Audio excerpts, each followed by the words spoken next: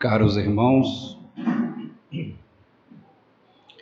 a paz permaneça em nossos corações.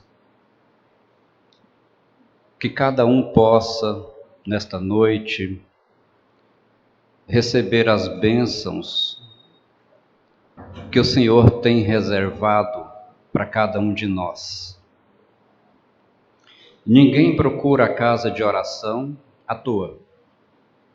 Se procuramos, é porque estamos procurando algo que nos preencha, que faça bem, que nos liberte, que traga cura. Então, o nosso desejo hoje é que cada um de nós encontre isto. Que os bons espíritos que atuam em o nome de Jesus possam, com seu scanner do amor, identificar no nosso íntimo essa necessidade. E mais do que isso, transpor todas as barreiras, todos os obstáculos, toda a hierarquia existente no mundo espiritual e chegar até quem possa nos ajudar. Porquanto o Senhor disse que nenhuma oração há que fique sem resposta. Entre nós e Deus há uma distância imensurável, mas entre nós e Deus, ao longo dessa distância, há muitos pousos, muitas paradas. Há muitos que cuidam de nós no nome dele. Então, quando os nossos pedidos são realizados com a vontade firme, com convicção, com a certeza de que seremos ouvidos, essa vontade impulsiona esses pedidos e eles sempre vão alcançar aquele que pode nos atender. Então, tenha certeza de que você não sairá daqui sem respostas. Não sou eu que as tenho, não é os irmãos encarnados que aqui estão, é Deus. Então, no decorrer das nossas atividades, vai colocando a mão onde dói. Às vezes a dor não é física, então talvez você não precise mover essas mãos. Às vezes a dor é íntima, é na alma, é nos recessos do nosso ser. Mas nós podemos também colocar as nossas mãos ali, convictos de que o Senhor nos atenderá. Quem nunca ouviu falar de Narciso? Aliás, dele originou-se o termo narcisismo, narcisista, para referir-se a uma pessoa apaixonada por si mesma. Isso vem do poema do romano Ovídio, escrito 43 a.C., na obra Metamorfoses. E esta lenda, ela vem ilustrar inicialmente a nossa fala hoje. Então conta-se que Narciso era filho da ninfa Liríope e de Céfiso, deus dos lagos. Quando Narciso ainda era criança, a sua mãe procurou um adivinho chamado Tiresias. E ela fez uma pergunta que qualquer um de nós pais também gostaria de fazer. Meu filho terá vida longa? E a resposta foi intrigante. Essa adivinha disse que o seu filho só viveria muito se ele não se conhecesse. Interessante porque, desde sobretudo Sócrates para cá, 399 anos antes de Jesus, temos aprendido que a nossa maior necessidade é o autoconhecimento, mas na lenda, Narciso viveria muito se não se conhecesse. Um dia, ele estava caçando num bosque, continua a lenda, e ele encontrou uma ninfa chamada Eco. E essa ninfa, ela tinha uma maldição. Ela só pronunciava as últimas palavras de uma frase. Ela nunca dizia a frase completa. E lá, nesse lugar, certa feita em que ele estava caçando, ele se encontrou essa ninfa, e nós podemos imaginar que o diálogo deles não foi muito interessante. Ele era muito bonito, muito assediado, e por conta disso, ele rejeitava meninos e meninas. Ele não queria se relacionar com ninguém. E essa ninfa o irritou, sobretudo porque ele falava uma coisa e ao invés dela dizer outra, ela repetia as últimas palavras do que ele havia dito. Deve ser odioso dialogar com alguém assim. Mas o grande erro dela foi, num determinado momento, tentar abraçá-lo.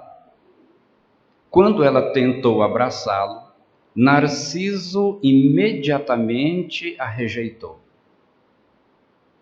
E diante dessa rejeição, a ninfa Eco não se recuperou. Afastou-se dali, embrenhou-se em um outro bosque, parou de comer, parou de beber, e narra a lenda que ela morreu de tristeza. Todavia, a sua voz não morreu. Daí a origem do eco. Você fala alguma coisa e a voz do eco fica repetindo. Um dia, uma ninfa também rejeitada pediu uma punição para Narciso. Narciso precisava pagar por se achar tanto. E quem atendeu a esse pedido foi Nêmesis, que, segundo a lenda, era a deusa da vingança. Então essa deusa da vingança fez com que Narciso achasse um lago cristalino, intocado. Nunca tinha esse lago sido tocado pelo ser humano. Ele debruçou-se sobre esse lago e viu um rapaz belíssimo, incrivelmente atraente. Mas ele tentou tocar naquele jovem e não conseguia. Tentou abraçá-lo e não conseguia. E tudo que ele tentava em relação ao seu próprio reflexo, ele não conseguia, mas era tarde demais. Ele já estava profundamente apaixonado por aquela imagem de si mesmo que ele via refletido no lago. Por conta disso, Narciso prostrou-se, deprimiu-se, deixou de comer, deixou de beber e nunca mais se reergueu. Ele pereceu ali, nas margens daquele lago. E no lugar em que ele morreu, nasceu uma flor de cor amarela e branca. O nome dessa flor é Narciso. Todas as vezes que você ver uma flor amarela e branca, você vai se lembrar da lenda. Ela se chama Narciso. No resumo dessa lenda, nós vemos duas personagens sucumbindo por razões diferentes, porém muito parecidas. A ninfa Eco não aceitou a rejeição, isolou-se do mundo, entrou em depressão. Para ela, ouvir um não era muito difícil. Descobrir que alguém não gostava dela era muito difícil. A ponto de não mais se alimentar, não beber, morrer, todavia alimentando ainda um sentimento terrível, desejo de vingança. A segunda personagem, o próprio Narciso, que além de ser apaixonado por si mesmo, de desprezar os outros seres humanos, de entender que ele era melhor do que todas as outras pessoas, ele também deixou-se sucumbir quando não conseguia se relacionar com os outros e nem mesmo consigo mesmo. Entrou em depressão, parou de comer, parou de beber e morreu. Já viram alguém assim na vida? Apaixonado por si mesmo, que valoriza-se mais do que aos outros? Já viu alguém na vida que não aceita o não? Que tem dificuldade de lidar com a rejeição? Quando eu pergunto se já vimos alguém, também podemos colocar entre parênteses, nós próprios, em um grau qualquer. Será que não temos também uma prática como essa? Então, atualmente, o que nós observamos é que a resposta a essas indagações são positivas. Sejam voluntária ou involuntariamente, cada dia mais as pessoas, os grupos fogem das interações sociais, isolam-se. Não precisa ir longe, não. Olha perto de você, olha na sua casa, observa você mesmo, até que ponto você não tem fugido das interações sociais. O quanto está sendo prazeroso para você, num sábado, num domingo, num feriado, ficar recluso no seu quarto, lidando apenas com seus pensamentos. Afinal de contas, sair para quê? O que o mundo tem lá fora para me oferecer? Não vejo motivação para isso. E alheamo-nos a tudo mais que existe. Os narcisos e as ecos da realidade e da atualidade. As causas para o isolamento hoje são bem variadas. Timidez, ansiedade, depressão, fobia social. Aí eu não vou não, lá tem gente rica só. Eu não vou não, aquele povo lá tem tudo curso superior. Aí eu tenho curso superior, mas lá só tem mestrado, só tem doutorado. Eu não vou não. Eles são mais inteligentes do que eu. E os traumas do passado? Eu não sei, eu não vou naquele lugar. Quando eu chego lá, só de chegar na porta, sinto todos os pelos do meu corpo se arrepiarem. É uma energia negativa que vem daquele lugar. Eu me vejo ali na posição de vítima ou de algoz, mas eu não quero estar naquele lugar. São os traumas do passado. Ah, não, eu não me acho apto para a vida social. Eu me sinto deslocado.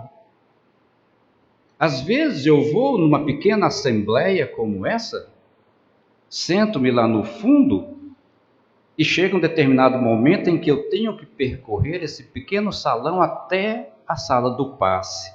Parece que quando eu levanto e venho andando, todos os olhos voltam-se para mim e eu perco o rebolado. Eu não consigo andar. Já ouvi isso aqui nos atendimentos fraternos. Pessoas com dificuldade de caminharem em meio a outras. Elas sentem-se inaptas, inadequadas no meio social aonde ela é convidada a viver. Outros são extremamente pessimistas. Pessoas que só veem o aspecto negativo das coisas, até que tenta a interação social. Mas quando está lá, não consegue deixar em casa o seu pessimismo, o seu negativismo, e começa a destilar aquele fel, a ponto de que em algum momento todos afastam-se dele ou dela. E começam então os julgamentos. Nossa, fulano aproximou-se de mim, quase me derrubou. Que energia negativa, que pessoa negativa, que pessoa desagradável. Tem gente de quem é tão bom estarmos perto, mas tem gente... É horrível estar perto de determinadas pessoas. E aí então o incauto toma conhecimento em determinado momento de que falaram mal de si. E aí então, quando novamente convidado para a interação social, diz: eu não. O que adianta eu ir conviver com esse povo? Eles só sabem falar mal de mim, mas a pessoa não enxerga que o próprio comportamento dela é que suscitou no outro o falatório. E a falta de tempo? Não tem tempo para isso não. Cinema? Isso é para quem não tem o que fazer. Eu tenho 350 diário para fazer, eu tenho 4.500 folhas de EVA para recortar, eu tenho que... Por que professor só dá como exemplo outro professor, né? Mas o comerciante também, ele reclama das planilhas, ele reclama do balanço, ele reclama dos boletos, ele reclama que está cansado e não tem tempo para interação. E se nós formos falar das outras ocupações, cada um terá um tipo de desculpa para não interagir, para fugir da interação social. Mas o pior de tudo é quando nós não interagimos lá fora e não interagimos também dentro do lar. Vivemos com o marido, com a esposa, com os filhos, com a mãe, com o pai, com um ou outro agregado, mas isolamo-nos mesmo na presença dos outros. Não interagimos, não falamos, não trocamos ideias. Vivemos ensimesmados. Vivemos aprisionados dentro da nossa própria consciência. Nos basta os nossos pensamentos, a convivência com os nossos fantasmas íntimos. Isolamo-nos, mesmo convivendo com o outro dentro do lar. Isso nem vou citar os complexos de inferioridade e os isolamentos em função dos mecanismos de defesa que nós desenvolvemos para nos preservar daquilo que nós temos medo. Tem um psicólogo muito conhecido, Royo Mai. Esse sujeito disse que é através dos outros que nós adquirimos parcela expressiva de nosso senso de realidade. Se eu não interagir, se eu não conviver com o outro, como que eu vou adquirir essa parcela da minha própria realidade? A espiritualidade já disse em várias passagens que os nossos olhos são o espelho da nossa alma. Se o meu olho espelha a minha alma, o seu também. E quando eu olho nos seus olhos, eu vejo a sua alma. E quando você olha nos meus olhos, você pode ver a minha alma. E ao vermos a alma do outro, nós melhoramos o nosso senso de realidade. Sobretudo quando nós passamos a nos conhecer de uma forma transcendente. Quando olhamos um para o outro sem ver carne, sem ver matéria, sem ver forma física, sem ver homem, mulher, mas almas encarnadas. Um ser existente em várias dimensões.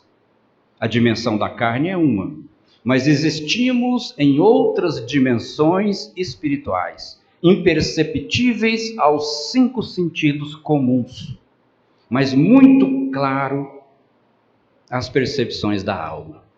Então, é através do outro que adquirimos parcela expressiva de nosso senso de realidade. Qual é a sua visão crítica de si mesmo? Perguntinha marota, feita com muita frequência nas rodas de conversa. Qual é a sua visão crítica de si mesmo? Dizem que esta é uma das respostas mais difíceis de serem dadas, porque você é levado a falar de si. E do mundo, qual é a sua visão crítica?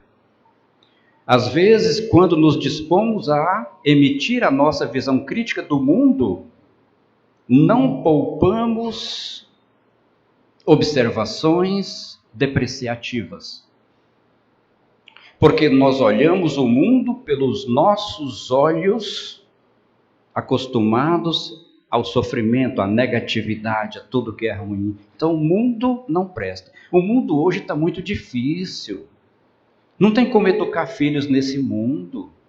Está tão difícil de sobreviver nesse mundo. Esse mundo. E qual é a visão crítica de si mesmo? Eu sou o cara. Eu sou uma pessoa muito boa. Olha, eu só faço bem. Eu tenho a caridade como lema. Eu procuro ver só o lado bom das coisas. Eu tenho a minha religião, eu frequento assiduamente. Mas como é que alguém com essa visão crítica de si consegue ver apenas uma visão crítica do mundo tão negativa? Então o senso de realidade está prejudicado. Talvez porque não se está convivendo suficientemente com o outro, ou nessa convivência não se está aproveitando de forma adequada essa troca de informações.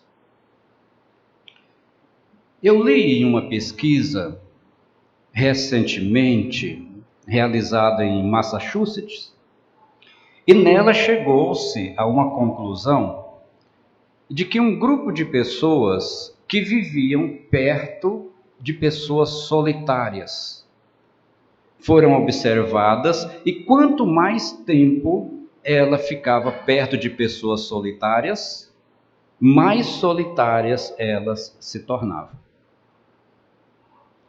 Mas o contrário acontecia quando a pessoa vivia junto de pessoas felizes. A felicidade contagia muito mais do que a depressão e do que a solidão.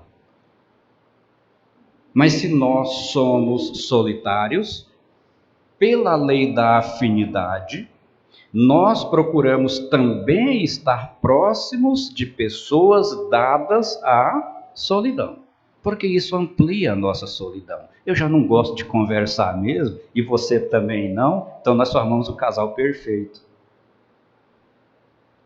E a interação necessária? Então nós temos que procurar conviver com pessoas felizes, para no mínimo sermos também contaminados pelo seu estado de felicidade. É inegável que atualmente O modelo de sociedade que nós temos é baseado no individualismo, não resta dúvida.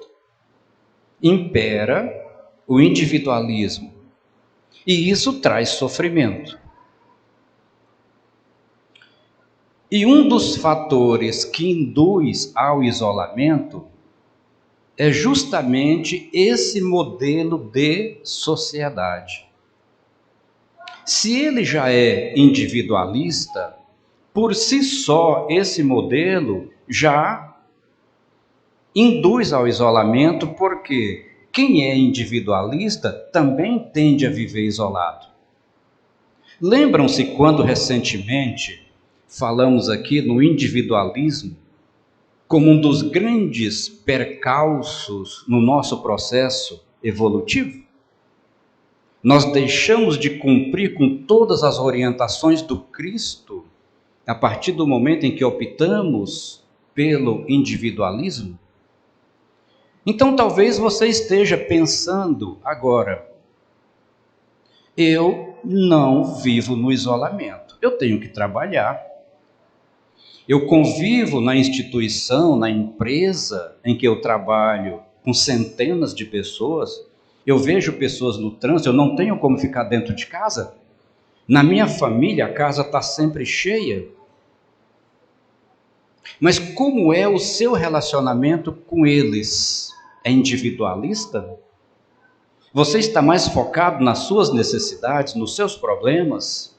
Você está mais focado nos seus interesses, na defesa das suas ideias? Você está mais focado na defesa dos seus pontos de vista?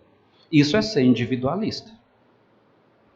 As suas ações contribuem positivamente para o sucesso do coletivo? Ou o coletivo é que tem que se adequar ao seu jeito de ser? Então, mesmo estando rodeado de pessoas, você vive isolado, porque você é individualista. Você se isola no seu individualismo. Ninguém consegue compartilhar consigo. E ai de quem tenta agir diferente. Como que o Espiritismo se posiciona a esse respeito? Allan Kardec disse que a vida social está na natureza. Tudo aquilo que a doutrina espírita fala está na natureza, quer dizer, foi instituído por Deus. Estar na natureza é ter sido instituído por Deus. Logo, a vida social foi instituída por Deus. Ninguém foi criado para viver só. Tentar viver isolado é cometer um grave equívoco na apreciação das leis de Deus. E Kardec ainda complementa: não foi à toa que Deus nos deu a palavra e todas as faculdades necessárias à vida de relação. Deus nos dotou da palavra e todas essas faculdades que viabiliza a convivência de um com o outro. É por uma razão muito simples, porque a vida social está na natureza.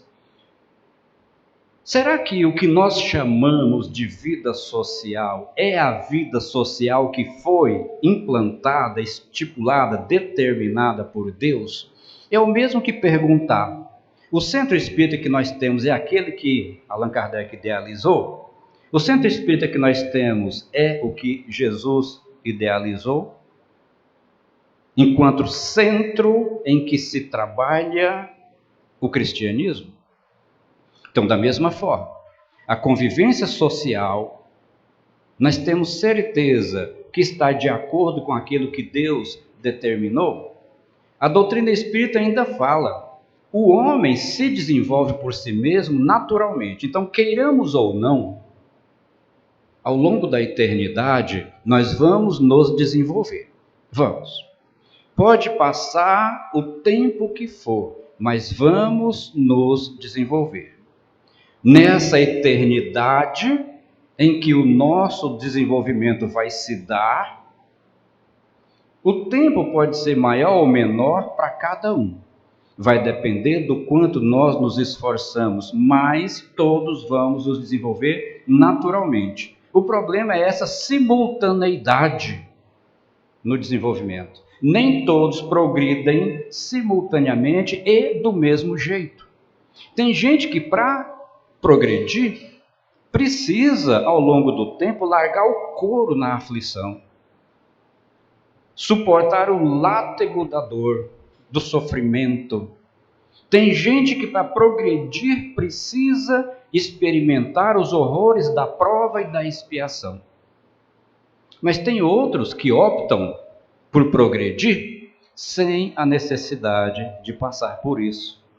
Então, nesta interação social que Deus determinou, está o objetivo de aqueles que se adiantam mais facilmente auxiliar, pelo meio desse contato social, aqueles que vêm capengando atrás de nós. Imagina que estejamos numa rua, depois de uma chuva, não tem calçamento, asfalto, é barro, mas nós desenvolvemos uma técnica que, ainda que escorreguemos, vamos subindo, vamos subindo, vamos subindo. Já estamos lá em cima e a gente olha para trás. Alguns vão escorregando, quando chegam perto de nós escorrega, volta lá para o começo da fila e tenta de novo e torna a escorregar.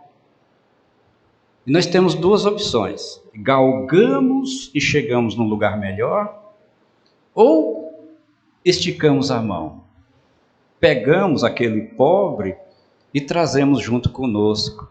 A interação social é para isso. É para isso. Lamentavelmente, entretanto, ainda há quem dá uma olhadinha para trás, não me atrapalha não, me dá um chute. Acaba de empurrar o coitado ladeira abaixo. É o que a gente vê, a lei do mais forte, do ponto de vista humano. Alguns servindo do outro como trampolim para galgar as posições que almeja. Então, está o convívio social na lei de Deus.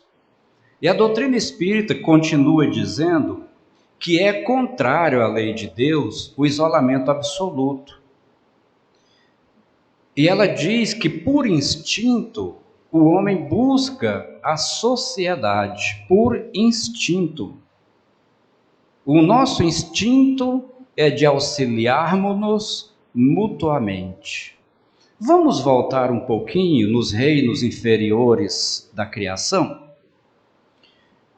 Vamos pegar, por exemplo, uma moita de bambu, lá no reino vegetal.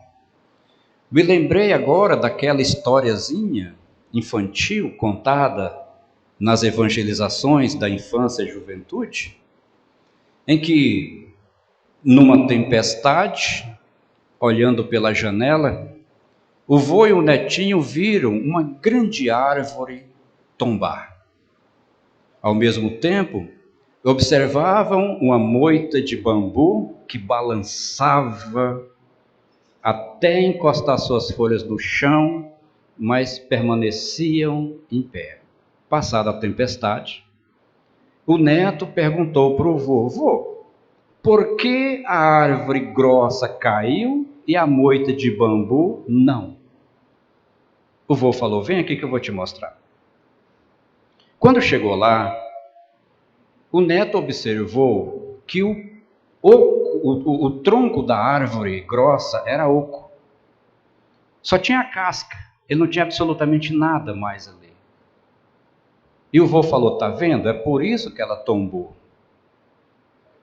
Ela era muito grossa, muito grande, imponente, mas não tinha nada dentro. Vamos lá na moita de bambu.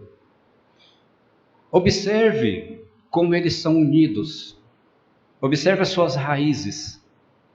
Elas estão entranhadas umas nas outras. Agora observa cada varetinha. Notou que a cada 10 centímetros tem um nó e a cada nó, esse bambu vai se tornando mais forte. Se nós compararmos com a humanidade, meu neto, a árvore oca é como aquelas pessoas que só têm a aparência da fortaleza, mas que não tem nada por dentro, que acham-se autossuficientes, mas que tombam ao menor vendaval. Mas todos deveriam ser como os bambus, entenderem que juntos se tornam mais fortes, construírem raízes profundas e a cada experiência da vida se fortalecer como esses nós. A cada embate torna-se mais forte. Mas nós temos a tendência ao isolamento, a agirmos como as árvores imponentes, porém ocas, e quando vem a dificuldade, nós sucumbimos.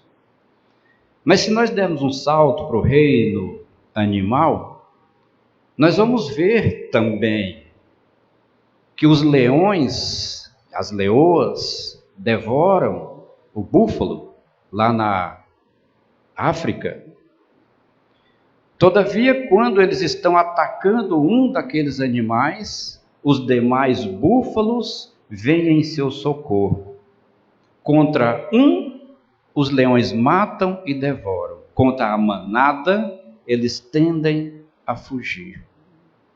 O reino animal nos dá demonstrações o tempo inteiro de que a união é que realmente faz as pessoas ajudarem-se mutuamente. Mas nós ainda, lamentavelmente, temos essa tendência de buscarmos o isolamento. Então, o homem tem que progredir, mas isolado, isso é impossível, por uma razão muito fácil de ser entendida. Falta-nos faculdades para isso.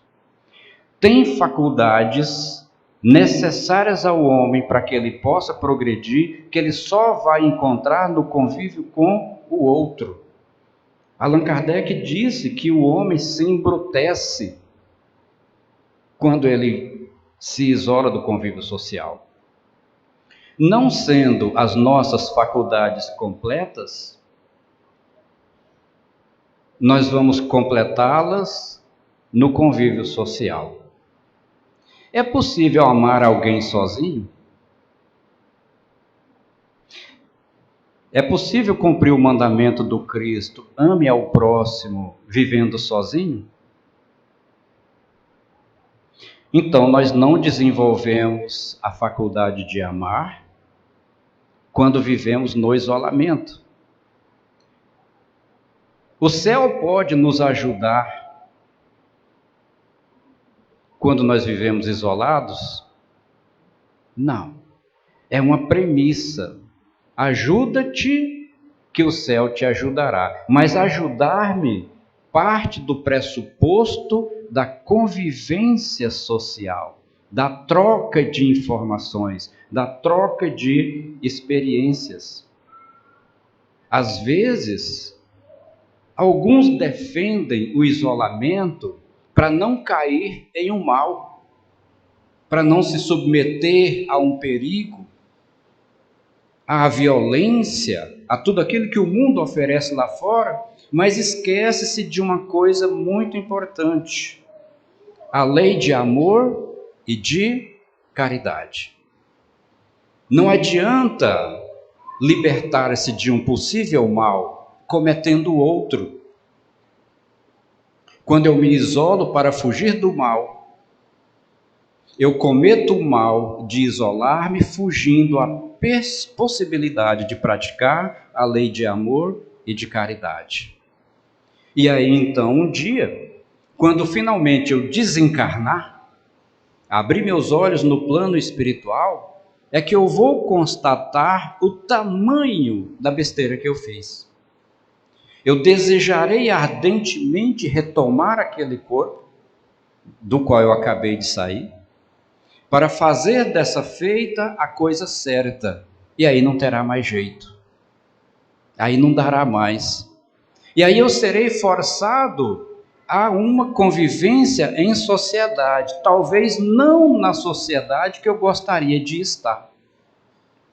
Porque eu estarei convivendo no meio social, na sociedade espiritual, construída pela natureza dos meus sentimentos, dos meus pensamentos ao longo daquela encarnação. E nem sempre essa sociedade para a qual eu serei atraído pela lei da afinidade será a sociedade mais agradável com a qual eu terei que compartilhar. Então não vale a pena. Em 1861, Allan Kardec já dizia na Revista Espírita que os benefícios positivos das influenciações sociais superam em muito os malefícios. Ainda que se possa enxergar malefício na influenciação social, eles são infinitamente menor. E isso ele disse em 1861, é atemporal. Quanto mais o tempo passa, mais fica evidente os benefícios da influenciação social. E ele conclui então reafirmando sentimentos como amor, gratidão, perdão, só podem ser vivenciados em comum. Eu vou ser grato como? Se eu não convivo? Se eu não compartilho? Mas e se eu não devo nada para ninguém? Eu tenho que ser grato a quem? A Deus? Você sabe por que você nasceu na Terra? Poderia ser em um outro lugar qualquer, mas você nasceu na Terra. Por quê? Allan Kardec perguntou: qual o objetivo da reencarnação? Deus, diz a resposta, vos impõe, portanto não é opcional. Deus vos impõe a encarnação com o objetivo de fazê-los progredir.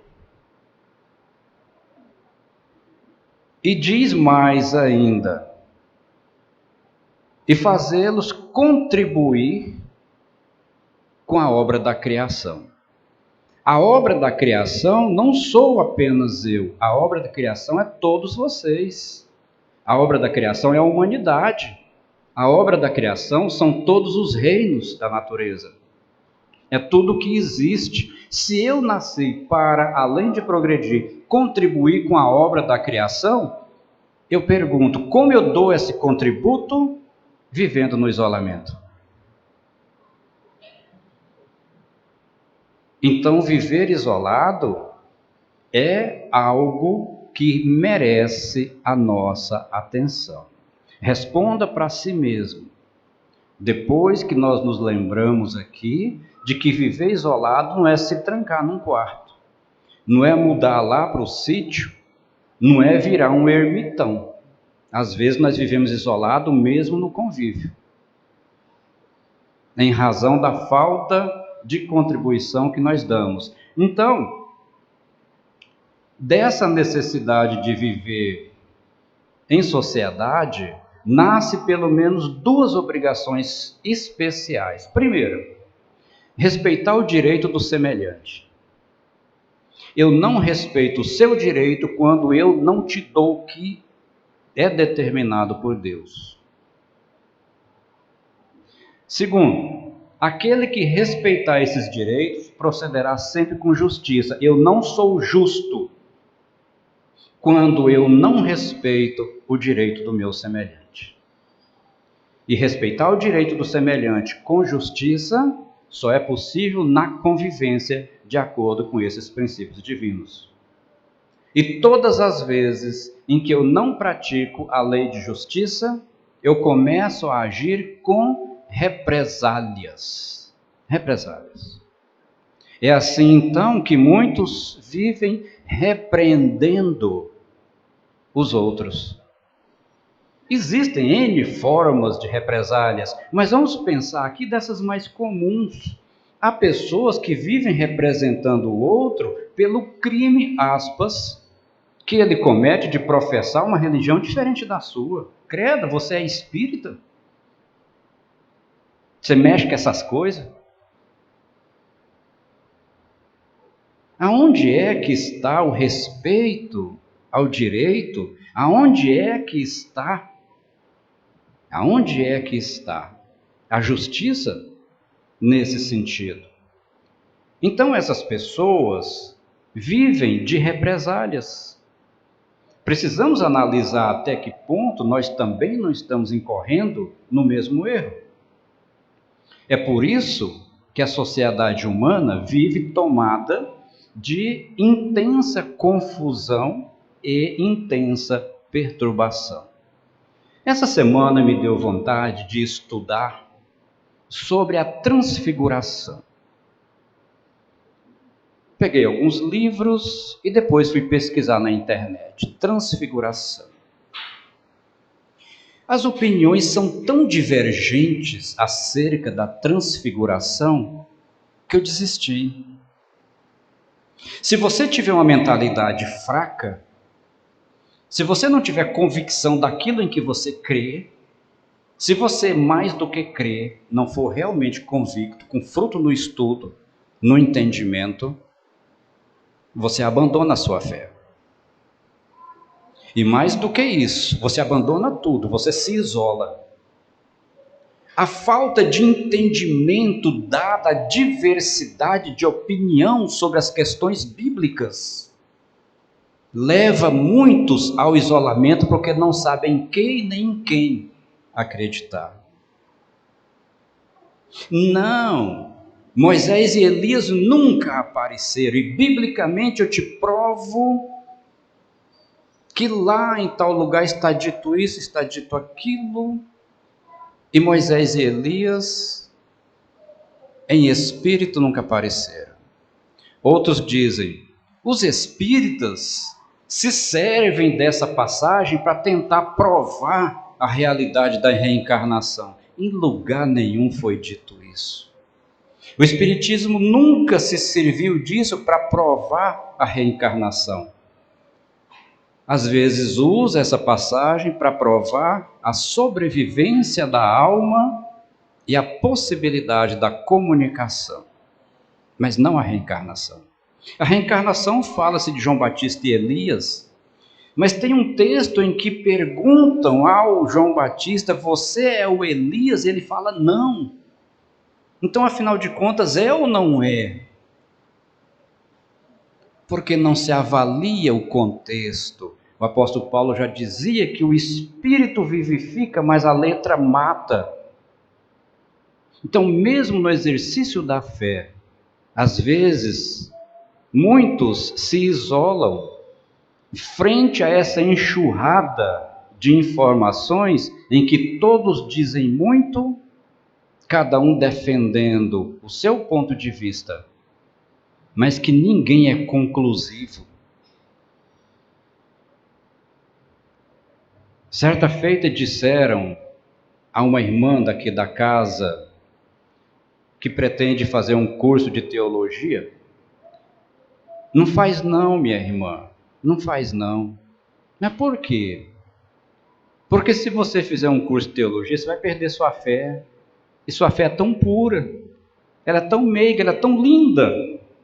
A forma como você se refere a Jesus é tão apaixonada, mas quando você estudar, desde os antepassados, as ideias da igreja reformada para cá, e tudo a respeito de salvação, por exemplo, vai chegar um momento em que você não saberá mais em que acreditar.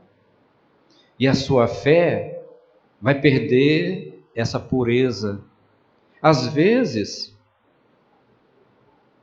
não saber ainda conserva na pessoa certa inocência, ainda que o importante é o conhecimento, que sirva de base para a manifestação da nossa fé. Ainda que isso seja importante. Mas quando nós não temos a necessária maturidade, o convívio social pode fazer isso também conosco. O que o conhecimento da história da religião faz com o incauto. Então, conviver é necessário, mas nós precisamos estar preparados para, nessa interação, progredirmos e contribuirmos com o progresso do outro. Então, essa perturbação, essa confusão na sociedade humana está em razão disso. A vida social outorga direitos e impõe deveres recíprocos. No envolvimento com os deveres e direitos, ocorrem processos educativos, mas também ocorrem dificuldades. Tem aqueles que incentivam, tem aqueles que dificultam. Assim, nessa interação, é que nós vamos construindo as provas e a expiação nas nossas vidas. Então, diz ainda, para finalizar, a doutrina espírita: a sociedade tem que velar pela educação moral dos seus membros. A sociedade tem que velar pela educação moral dos seus membros. Interagir socialmente, interagir, conviver, não isolar, é prestar esse concurso. A resposta que nós precisamos dar para nós mesmos é: até que ponto a minha convivência com o outro está contribuindo para a sua educação moral? Porque tem gente que convive. Quantas vezes eu vejo um amigo e antes de me cumprimentar ele vem com o celular lá: vem cá, vem cá, vem cá, vem cá, olha aqui, olha isso aqui. Quando eu olho, vocês podem imaginar a imagem, o vídeo que ele quer que eu veja. É uma coisa política ou pornográfica, mas sempre depreciativa, não importa o tema. As fofocas. As pessoas não estão preocupadas em educar moralmente, nem de acordo com a ética da filosofia, da sociologia, muito menos com a ética do ponto de vista cristão. A ética cristã está fundamentada no fazer ao outro o que gostaríamos que nos fosse feito. Então, a má educação quase sempre, ao invés de sufocar as más tendências, falseia o critério. Dessa forma, nós nos perguntamos agora: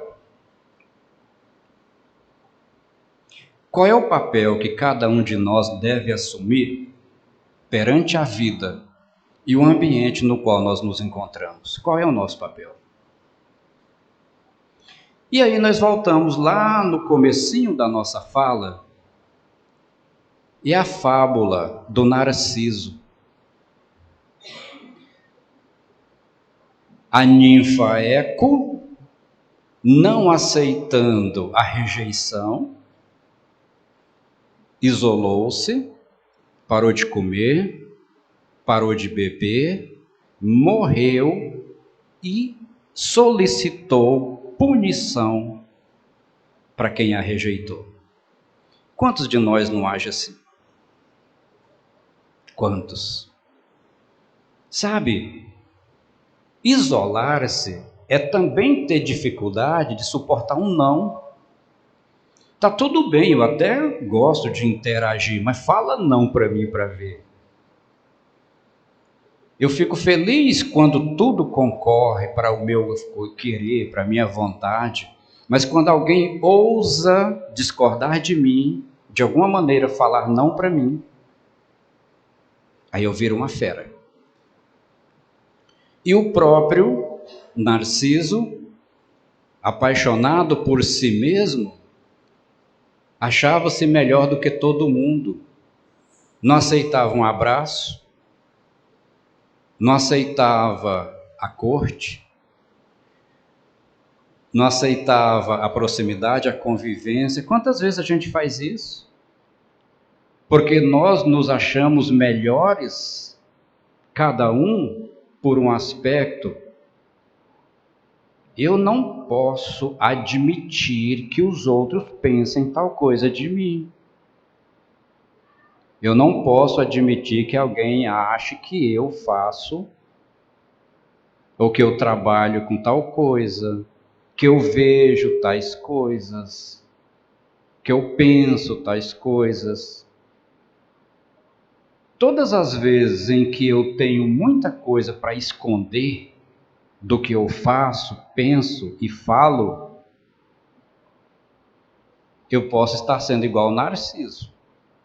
Por que os outros não podem saber que eu sou imperfeito? Ah, sabe o Valdomiro lá, que dá palestra lá no Anália Franco? Qual aquele que é médium? Mas qual? Aquele que faz atendimento com as pessoas? Aquele que dá orientação, sabe? Rapaz, esses dias não é que eu vi ele fazendo tal coisa. Aí chega no meu ouvido, aí eu me desmonto, entro em depressão.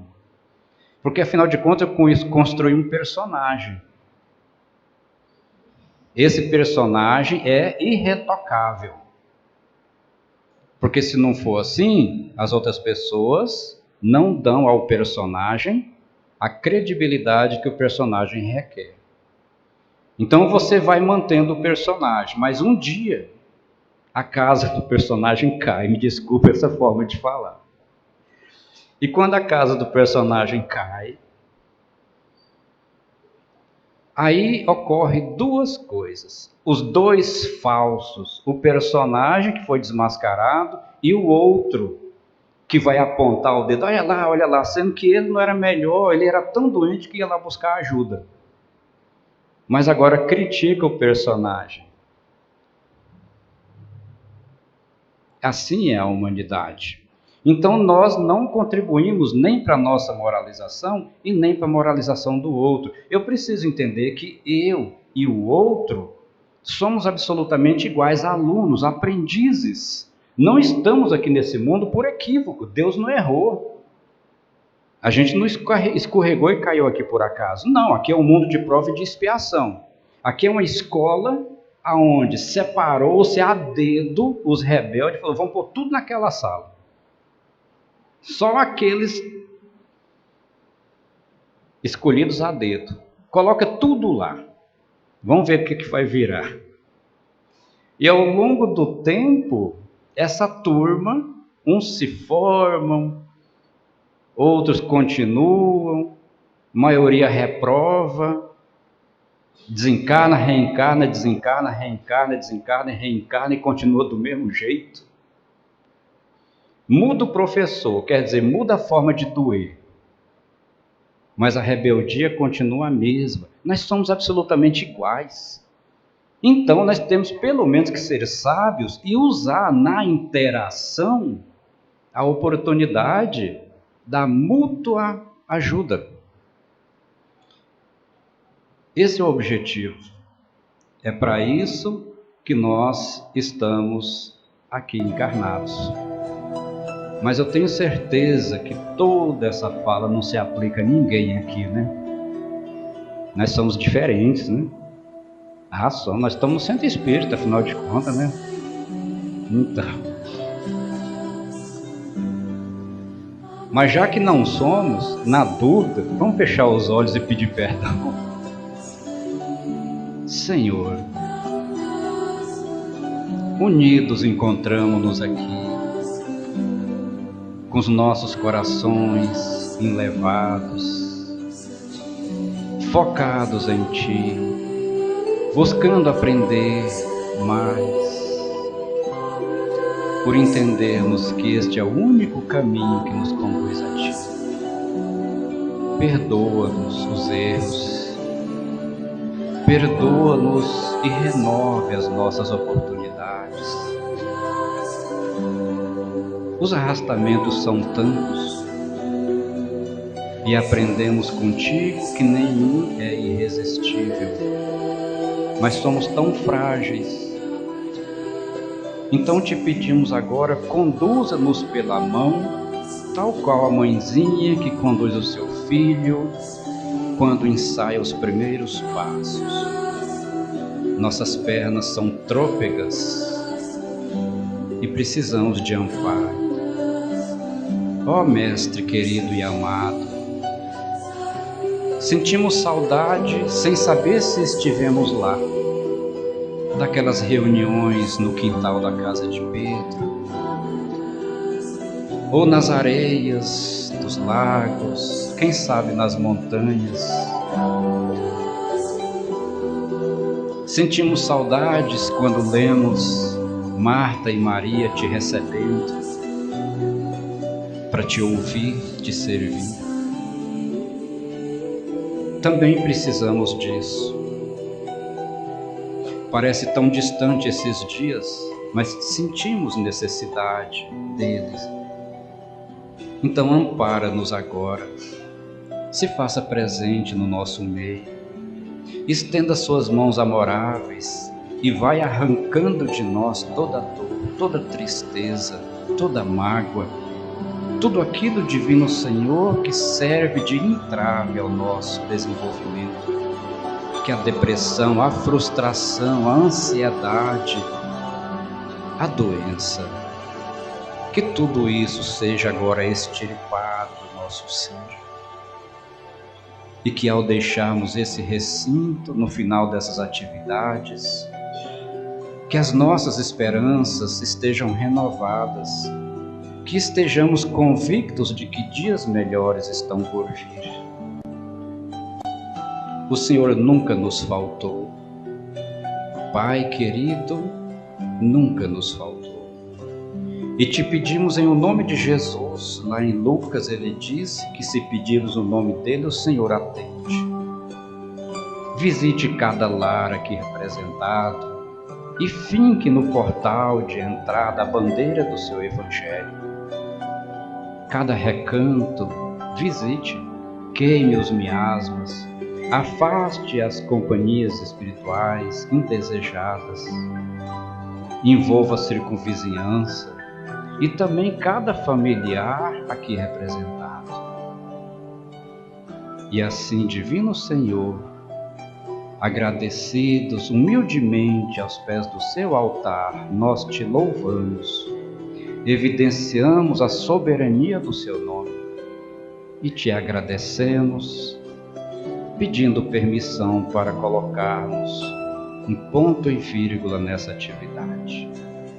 E que o Senhor permaneça na sequência em nossa companhia. Que assim seja.